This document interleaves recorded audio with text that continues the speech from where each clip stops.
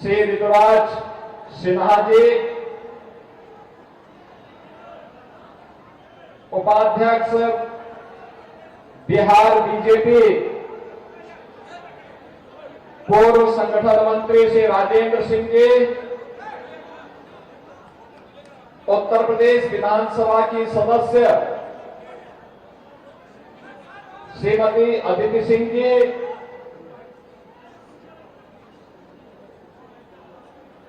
विधान परिषद की पूर्व सदस्य और पूर्व राष्ट्रीय उपाध्यक्ष श्रीमती किरण कही सिन्हा जी, हमारे इस क्षेत्र से पार्षदगण श्रीमती सुचित्रा सिंह जी, श्रीमती सुशीला देवी जी, श्रीमती रीता रानी जी, श्रीमती श्वेता राय जी, श्री जीत मुखिया जी, भारतीय जनता पार्टी, जेडीयू, लोक जनशक्ति पार्टी, हम और एनडीए के हमारे सभी सहयोगी दलों के पदाधिकारीगण भारी संख्या में दीघा विधानसभा क्षेत्र के सभी उपस्थित मेरे बहनों और भाइयों, जिस धरा ने आज से 2000 वर्ष पहले भारत के स्वर्ण युग को लाने का कार्य किया था, ऐसी पावन धरा को कोटि कोटि नमन करते हुए दीघा के नागरिकों का मैं हृदय से अभिनंदन करता हूं, स्वागत करता हूं। बहनों और भाइयों,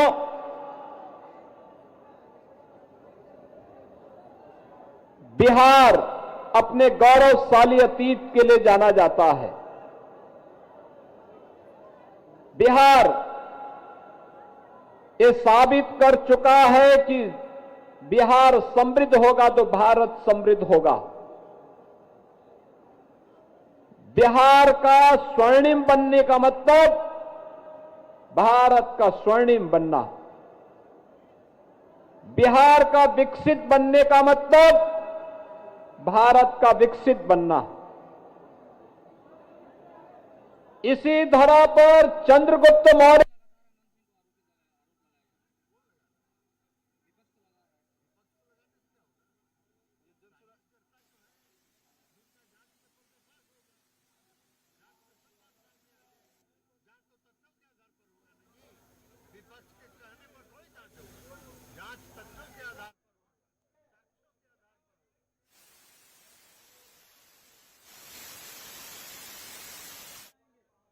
जन्म दिया।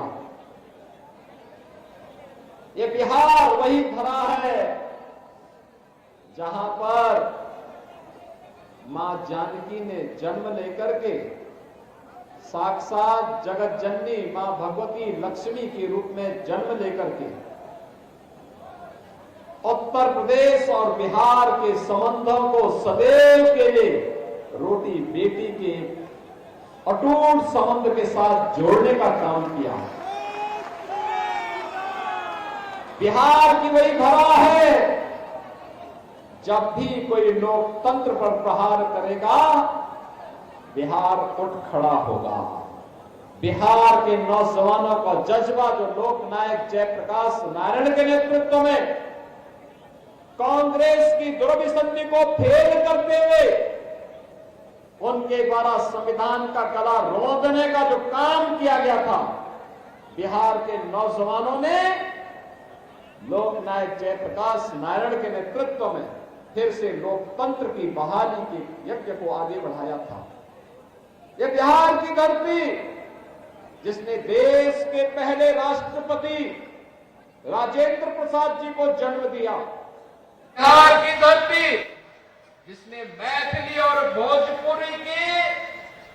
छठ की परंपरा को वैश्विक मान्यता प्रदान करने वाली शारदा सिन्हा को जन्म दिया, ऐसी पावन धरा को कोटि कोटि नमन करने का इच्छा किसकी न हो रही हो।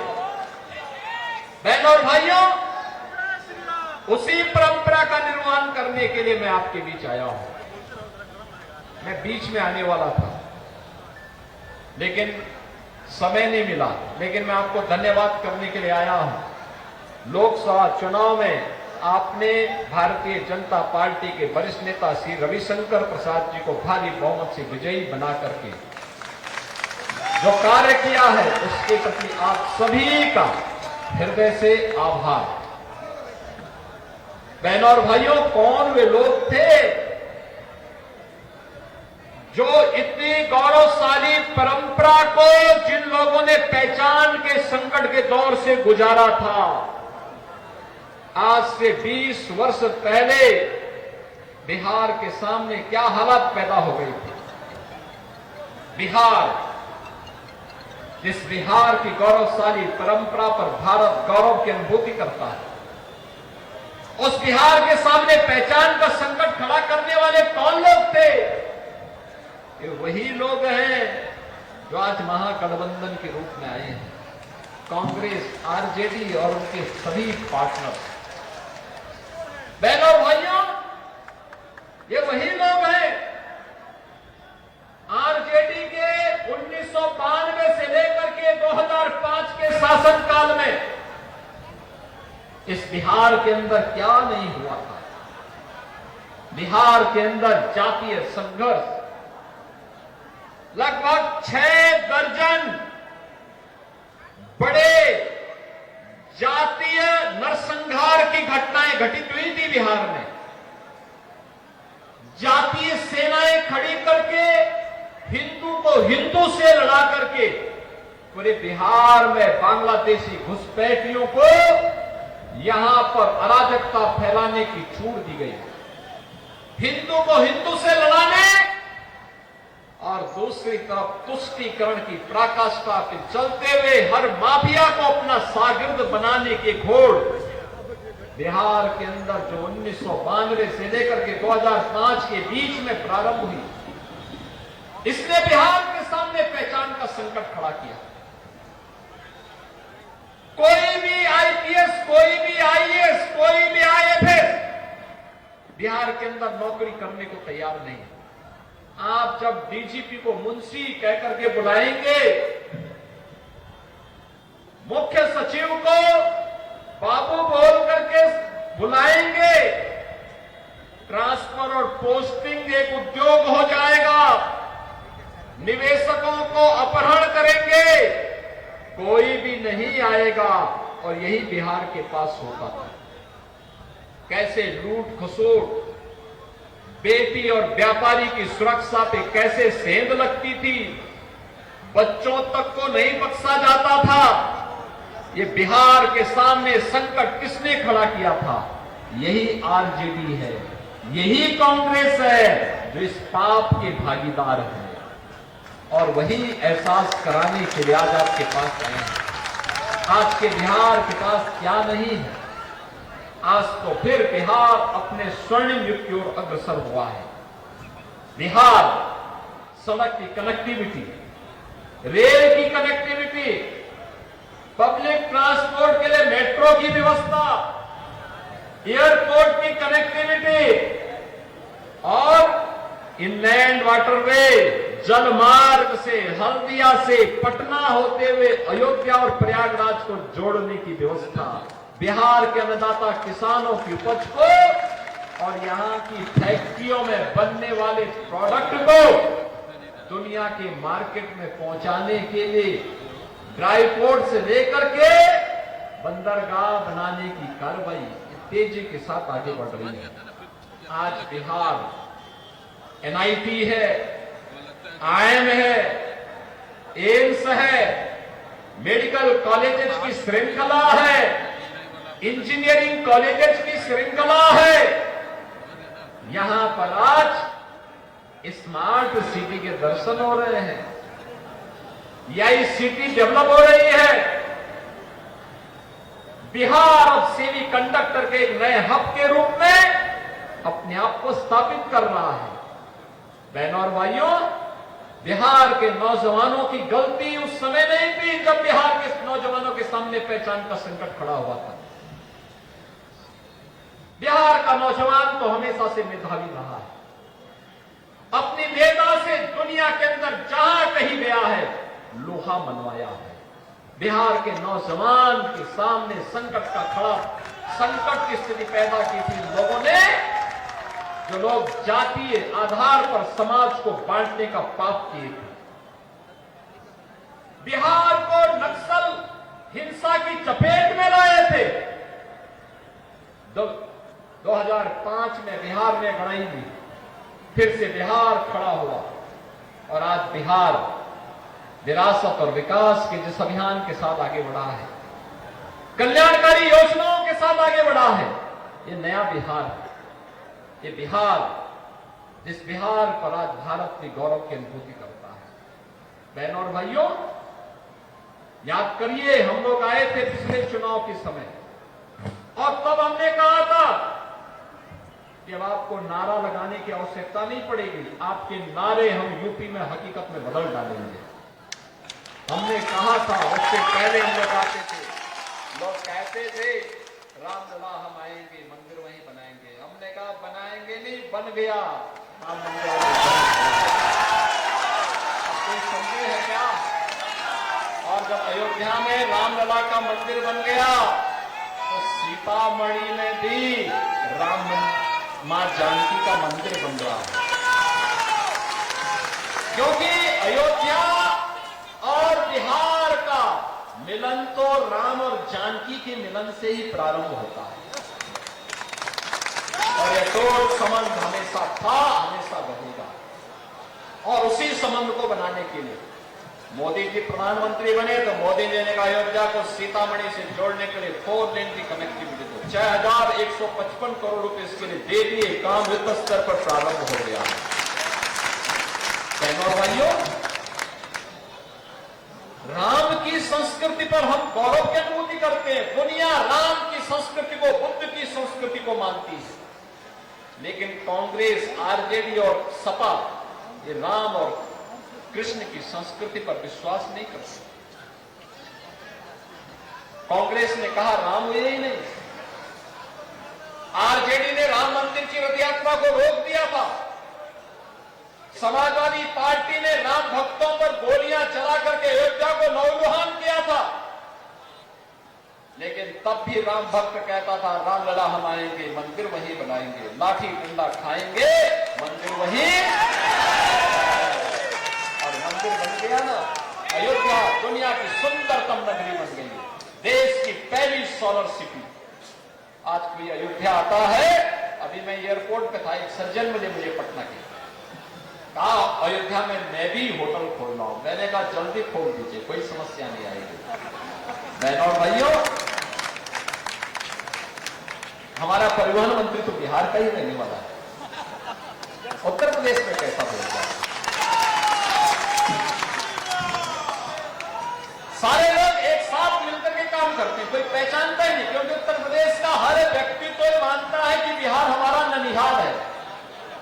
और बहनों और भाइयों, उसी भाव के साथ हर उत्तर प्रदेश वासी आज बिहार में आता है, बिहार का वासी उत्तर प्रदेश में जाता है और विकास की इस प्रक्रिया को मिलकर के काम आगे बढ़ाने की तैयारी मजबूती के साथ आगे बढ़ रही है। विकास भी है, विरासत भी है और गरीबों का कल्याण भी है। ये सोचो ना, आरजेडी की सरकार के समय गरीबों का अन्न हजम ही कर गए थे, पशुओं का चारा भी खा गए थे। 900 करोड़ का पशुओं का चारा खा गए। मोदी जी के समय में 80 करोड़ लोगों को फ्री में राशन की सुविधा का लाभ, 80 करोड़ लोगों को,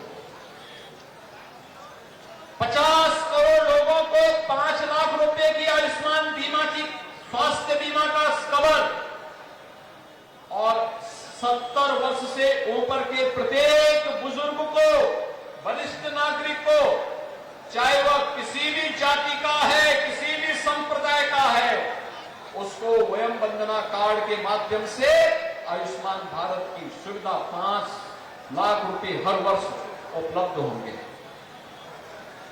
ये काम कांग्रेस भी कर सकती थी, नहीं किया। आरजेडी कर सकती थी, नहीं किया, क्योंकि गरीब इनके एजेंडे में कभी नहीं था, कभी नहीं था। महिलाएं इनके एजेंडे में कभी नहीं थी, बुजुर्ग कभी नहीं थे, कभी नहीं थे, और इसीलिए विकास भी नहीं कराते थे। आप सोचो, 46 करोड़ गरीबों के बैंक अकाउंट खुल गए, मीडिएटर समाप्त, सरकार का पैसा, पेंशन का पैसा हो, सहायता का पैसा हो, सीधे गरीब के खाते में जाएगा, महिलाओं के खाते में जाएगा। 12 करोड़ गरीबों के घर में शौचालय, 10 करोड़ गरीब महिलाओं को रसोई गैस के कनेक्शन, 3 करोड़ गरीबों के घर में बिजली के मुफ्त कनेक्शन, और यही नहीं, 4 करोड़ गरीबों को मकान मिल जाए। बहनों और भाइयों, किसी गरीब को सिर ढकने के लिए आपने देखा होगा पिछले 5 दिन कितनी बारिश पड़ रही थी। गरीब के सामने संकट खड़ा होता है जब लगातार बारिश पड़ती है। आज उसका समाधान भी मोदी जी ने कर दिया है। डबल इंजन की सरकार समस्या नहीं, समाधान पर बात करती है। आरजेडी कांग्रेस ने समस्या की थी, इसलिए समस्या की ही चर्चा करती है। और मैं तो इन तीनों के बारे में बोलता हूं, कांग्रेस, सपा और आरजेडी। कभी राष्ट्रपिता महात्मा गांधी ने 3 बंदर दिए थे। बहनों भाइयों, 3 बंदर थे, उस समय की व्यवस्था को दुरुस्त करने के लिए बापू ने दिए थे। एक, कान से नहीं सुनना है, गलत नहीं सुनना है, गलत नहीं बोलना है, और खराब नहीं देखना है। अच्छा देखो, अच्छा सोचो, अच्छा करो। लेकिन आज महागठबंधन के पास 3 बंदर हैं, एक पप्पू के नाम पे, एक कप्पू के नाम पर, एक पप्पू के नाम पर।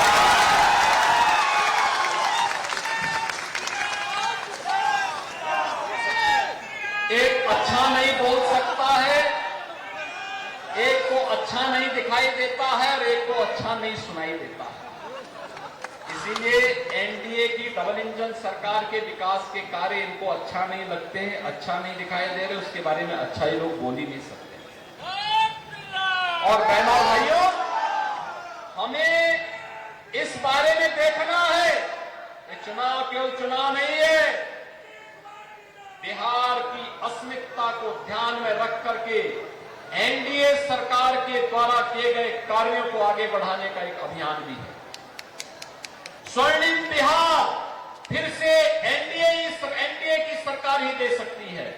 और पिछले 20 वर्ष में नीतीश कुमार जी के नेतृत्व में बिहार ने जो विकास की एक लंबी छलांग लगाई है, इस लंबी छलांग को स्वर्णिम बिहार के रूप में बदलने के लिए थोड़ी प्रयास और करने की आवश्यकता है। और सौभाग्य से एक युवा जुझारू नेता श्री संजीव चौरसिया के रूप में आपके सामने 1024 बीघा का जो बात इन्होंने उठाई है, वैसे नहीं उठाई है, क्योंकि समाधान कैसे होना है उस समाधान पर उन्होंने सोचा है, समस्या पर नहीं।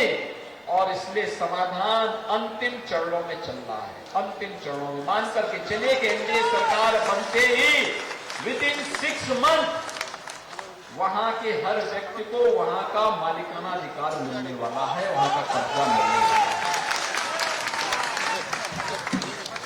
क्योंकि संजीव जी ने देखा है उत्तर प्रदेश में ऐसे जितने भी विवादित क्षेत्र बना दिए गए थे, सबका समाधान हो गया, सबका समाधान कर दिया गया, क्योंकि वहां समस्या रहने ही नहीं देते।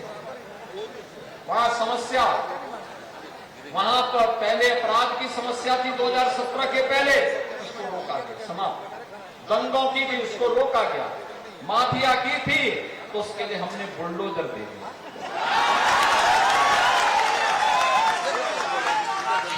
खूब शाम कर सड़कें अच्छी बनाता है और माफिया को रौंद करके आगे बढ़ जाता है। बहनों और भाइयों, मैं तो आप सबसे यही आह्वान करूंगा, स्वर्णिम बिहार के लिए एनडीए सरकार आवश्यक है। एनडीए की डबल इंजन सरकार आवश्यक है। आप सोचो कितना प्रभाव पड़ता है।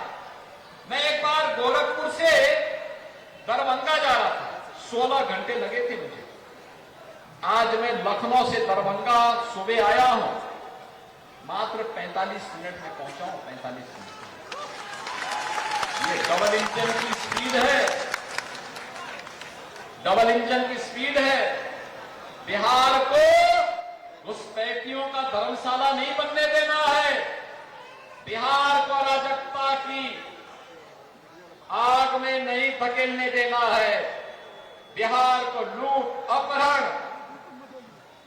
और किसी भी प्रकार की अराजकता की आग में नहीं झोंकने देना है। और इसको रोकने के लिए एकमात्र आपके पास सहारा है कि डबल इंजन की एनडीए सरकार फिर से बिहार के अंदर स्थापित हो और स्वर्णिम बिहार की परिकल्पना को आत्मनिर्भर और विकसित बिहार के रूप में हम आगे बढ़ाएं। मोदी जी के संकल्पों को, जो विकसित भारत की संकल्पना है, उसको लेकर के हम आगे बढ़ाएं। और इसके लिए बहनों और भाइयों, एनडीए ने कमल चुनाव चिन्ह पर श्री संजीव चौरसिया जी को अपना प्रत्याशी दीघा विधानसभा क्षेत्र में आपके बीच में उतारा है। आप सभी लोग संजीव चौरसिया जी को अपना आशीर्वाद देंगे ना? सभी लोग सहमत हैं? जहां तक मेरी आवाज जा रही है, दोनों हाथ उठा करके आशीर्वाद, दोनों हाथ उठा करके दिया जाता है। दोनों हाथ उठा करके सभी लोग सहमत है ना? इधर उधर उधर उधर उधर सभी लोग सहमत है ना? सबका आशीर्वाद मिलेगा। लेकिन आशीर्वाद तभी, आज 3 नवंबर हो गई और बहनों और भाइयों, कल चुनाव प्रचार पहले चरण का संपन्न हो चुका होगा। शाम को, कल सायकाल बंद होगा। आज से, अभी से आपको घर घर जाकर के एक एक मतदाता को बताना पड़ेगा कि जाति पाति पे नहीं, किसी भी अन्यवाद में नहीं। याद करना, दुनिया से कम्युनिज्म समाप्त हो गया है। भारत के यशस्वी गृह मंत्री जी ने कह रखा है 2026 की मार्च तक भारत को नक्सलवाद और माओवाद की समस्या से पूरी तरह समाप्त कर देंगे। तो बिहार में ये माले कहां से आ गया है? ये माओवादियों को पनपने मत दीजिए, किसी भी अराजकता को आगे बढ़ने मत दीजिए। ये लोग बढ़ेंगे, माफिया प्रवृत्ति को आगे बढ़ाएंगे, अराजकता पैदा करेंगे, अव्यवस्था पैदा करेंगे, हर एक व्यक्ति के सामने सुरक्षा का संकट खड़ा कर देंगे। कतई नहीं आने देना है।